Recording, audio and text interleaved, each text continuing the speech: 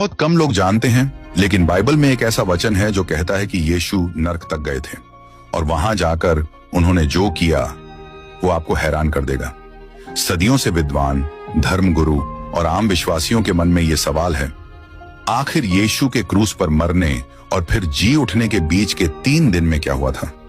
Bible बंद आत्माओं, पृथ्वी के सबसे नीचे के हिस्सों और मौत और नर्क की चाबियां जैसे शब्दों का जिक्र करती है, लेकिन इनका मतलब क्या है?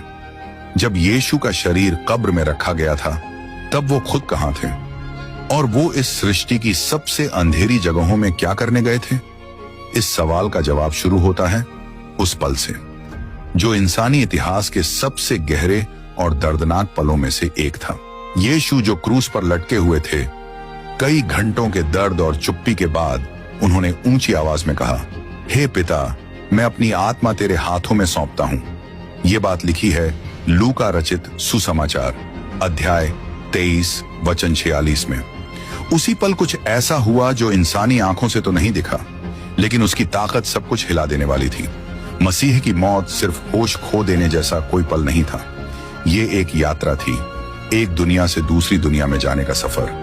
मत्ती रचित सुसमाचार अध्याय 27 वचन 50 से 53 तक में हमें साफ संकेत मिलते हैं कि संपूर्ण ब्रह्मांड ने इस पर प्रतिक्रिया दी। मंदिर का पर्दा ऊपर से नीचे तक फट गया, धरती कांपी, चट्टानें टूट गईं, कब्रें खुल गईं और बहुत से सोए हुए पवित्र लोग जी उठे। किसी एक इंसान की मौत ने कभी भी इतनी जबरदस्त और अलौकिक हलचल नहीं मचाई थी, लेकिन इन दिखने वाले संकेतों के पीछे कुछ और भी गहरा हो रहा था। परमेश्वर का पुत्र अब पृथ्वी के सबसे अंदरूनी हिस्से में उतर चुका था। बाइबल की शिक्षा बताती है कि क्रूस से पहले जब कोई मरता था तो उसकी आत्मा शेओल नाम की एक आत्मिक जगह में चली जाती थी। ये जगह 2 हिस्सों में बंटी हुई थी। एक तरफ न्याय लोगों को शांति मिलती थी और दूसरी तरफ दुष्ट आत्माएं दुख में रहती थीं। इस समझ को और गहराई मिलती है लूका रचित सुसमाचार अध्याय 16 से, जहां यीशु एक अमीर आदमी और लाजर की कहानी सुनाते हैं।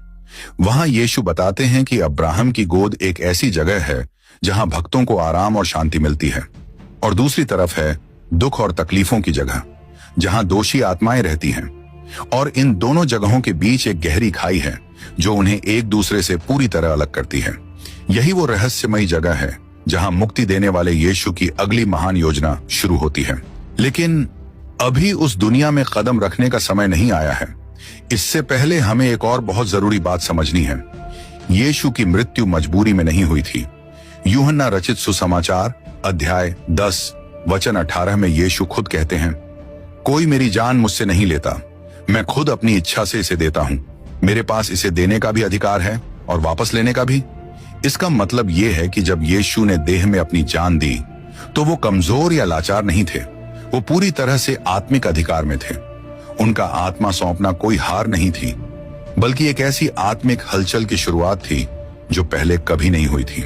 मत्ती रचित सुसमाचार अध्याय 27 वचन 51 में लिखा है कि जब यीशु ने प्राण छोड़े तब मंदिर का पर्दा ऊपर से नीचे तक फट गया। यह पहला साफ संकेत था कि अब परमेश्वर की उपस्थिति तक पहुंच फिर से मिल सकती है। लेकिन यह बहाली, यह जुड़ाव कहीं बाहर से नहीं, बल्कि अदृश्य अंदर की गहराइयों से शुरू हो रहा था। यह ऊपर से नीचे की बहाली नहीं थी, बल्कि नीचे से ऊपर की तरफ एक यात्रा थी। मसीह की यह यात्रा जो उन्होंने मृत्यु के बाद शुरू की, बादलों या स्वर्ग से नहीं, बल्कि अंधकार के केंद्र से शुरू हुई थी। और यह कोई अचानक लिया गया फैसला नहीं था, यह सब पहले से ही भविष्यवाणी में लिखा गया था। भजन संहिता अध्याय 16 वचन 10 में दाऊद ने लिखा था, तू मेरी आत्मा को शेओल में नहीं छोड़ेगा और न ही अपने पवित्र को सड़ने देगा। ये वही बात है जो पतरस ने प्रेरितों के काम अध्याय 2 वचन 27 से 31 में दोहराई थी। और ये शब्द सीधे यीशु मसीह पर लागू होते हैं। यीशु को यह रास्ता तय करने से रोका नहीं गया, उन्हें मृतकों की दुनिया में उतरना पड़ा, लेकिन वो वहां हमेशा के लिए नहीं रुके। परमेश्वर ने उन्हें वहां ठहरने नहीं दिया। ये बात साफ दिखाती है कि मसीहा यानी यीशु वाकई शेओल यानी मृतकों की जगह में गए थे, लेकिन वो वहां से महिमा के साथ लौटने वाले थे। जब चेलों की आंखों में आंसू थे और यीशु का शरीर कफन में लपेटकर कब्र में रखा जा रहा था, तब भी उनका आत्मा जिंदा था, जागरूक था और एक मिशन पर था। उनका आत्मा मृतकों की दुनिया में ऐसे ही नहीं गया था। यह कोई धार्मिक सिद्धांत नहीं था, यह परमेश्वर की छुटकारे की योजना का एक जरूरी हिस्सा था।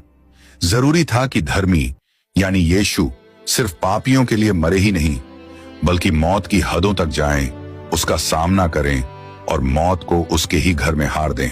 दुनिया की आंखों से देखा जाए तो सब कुछ चुप था, शोक का माहौल था, हर तरफ अंधकार ही अंधकार था।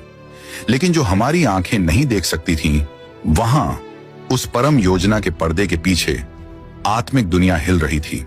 मौत को चोट पहुंची थी, नरक बेचैन हो उठा था और वो अदृश्य दुनिया अब एक ऐसी उपस्थिति से भर चुकी थी जिसकी वहां कभी उम्मीद नहीं थी। लेकिन सवाल यह है, यीशु को क्या मिला जब उन्होंने जिंदगी की सीमाओं को पार किया? बाइबल जिन जगहों को पृथ्वी के सबसे नीचे के हिस्से कहती है, वो असल में कैसी जगहें हैं? वहां कौन रहता था और यीशु को वहां जाना क्यों जरूरी था? इन सवालों का जवाब तभी मिलना शुरू होता है जब हम उतरते हैं उस गहराई में जिसे बाइबल शेओल कहती है, यानी मृतकों की वो दुनिया जहां एक बड़ी भीड़ चुपचाप इंतजार कर रही थी उस वादे की जो एक दिन जरूर पूरा होने वाला था। मृतकों का स्थान, अब्राहम की गोद और अंधकार का गर्त, इन सब का रहस्य यहीं छिपा है। धरती पर जो दिखता था वो ये था कि सब कुछ खत्म हो गया है। यीशु का शरीर लिनन में लिपटा हुआ था, कब्र में रखा गया था, सैनिक उसकी रखवाली कर रहे थे और उनके चाहने वाले दुख और आंसुओं में डूबे हुए थे। लेकिन एक ऐसी हकीकत भी थी जो इंसानी आंखों से दिखाई नहीं देती थी। यीशु उस समय एक अनजानी दुनिया में प्रवेश कर रहे थे, एक ऐसी जगह जहां धरती की कोई रोशनी नहीं पहुंच सकती, जहां इंसानों की आत्माएं चुपचाप इंतजार कर रही थीं, बीच में सांत्वना और सजा के। जिसे हम मृतकों की दुनिया कहते हैं, बाइबल में उसे शेओल कहा गया है, एक ऐसी जगह जो